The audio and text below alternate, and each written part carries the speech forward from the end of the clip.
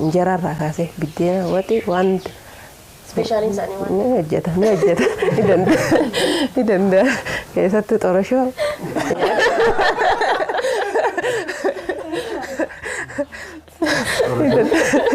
sirrii danda'a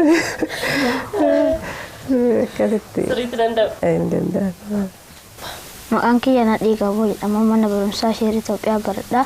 Bakki itti dhaladhe Harargee kutaa 4 baradha. Amma kutaa 4 baratta? Barumsa akkamire? Misha. Meeqa faa waa ta'e? Baran semestera tokkoffaarra sadaffaa. Sadaffaa waati. Barumsi baay'ee sitti cima maalimi? Baay'ee sitti ta'u waati xiqqoo maqaan sitti cima. Herreegaa fi Ingiliffaa gada. Warra kana sadan amma fooyyessuuf maal gochaa jirtani?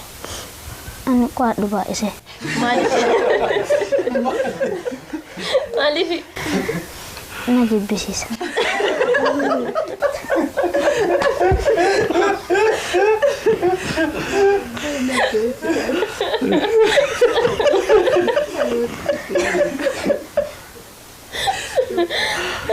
Si jibbisiisa?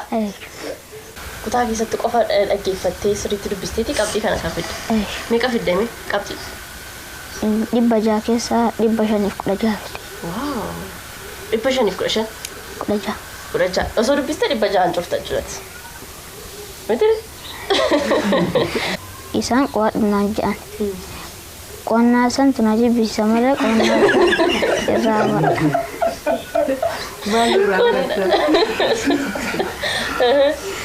Sana. Tole barumsaan addatti kalaqaa garaagaraa yookaan immoo aartii wantati dandeettii addaa qabattee yaaddu maali? Ani nyaata hojjechuu beeka. Nyaata hojjechuun dandeessaa? Maal fa'aa dandeessaa? Dokkee.